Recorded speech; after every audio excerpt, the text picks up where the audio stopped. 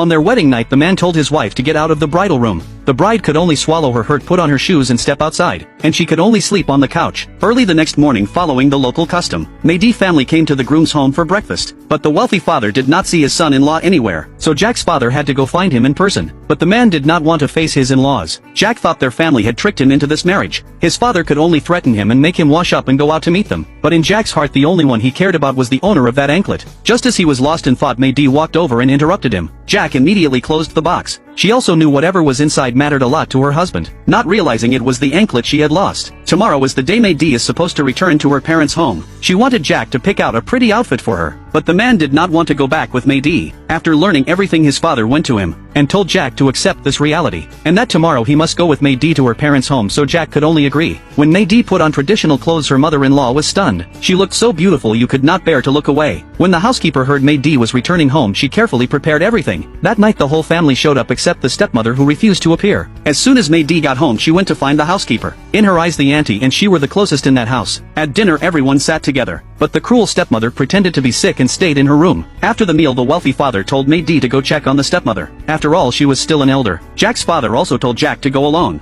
In his eyes, Mehdi had always been just a maid, and she was not worthy of eating at the same table. Then the two of them went to the stepmother's room. The cruel woman told Mehdi to leave, saying she wanted to speak to Jack alone. After Mehdi left, the stepmother spoke bluntly, saying her daughter must have been deceived and that is why she ran away, and she said Mehdi was not good enough for him. At that moment, Jack's mother came in without announcing herself. The woman was still praising her own daughter, trying to get Jack to forgive her daughter. His mother stopped her right away and told the woman, "Your daughter ran off with another man on her wedding night, and you still want to cover for her." The stepmother had nothing to say. The wealthy father tried to persuade her to let go of her prejudice against Mehdi. "She is not a servant now, she is my daughter." The more the wealthy father defended Mehdi, the more the stepmother hated her. Early the next morning, Jack received a video. It showed his wife being pulled and pushed by a man. He angrily demanded answers from his wife, but Mehdi only explained that it was a misunderstanding. The man was her cousin. Back at that house, he had kept bothering me. Jack was still furious and thought Mehdi was the wrong kind of woman. He stormed off and Mehdi chased after him to explain. She told Jack she was innocent, and that he could investigate and find out the truth. Mehdi told him she had suffered so many wrongs in her old home, but she never complained.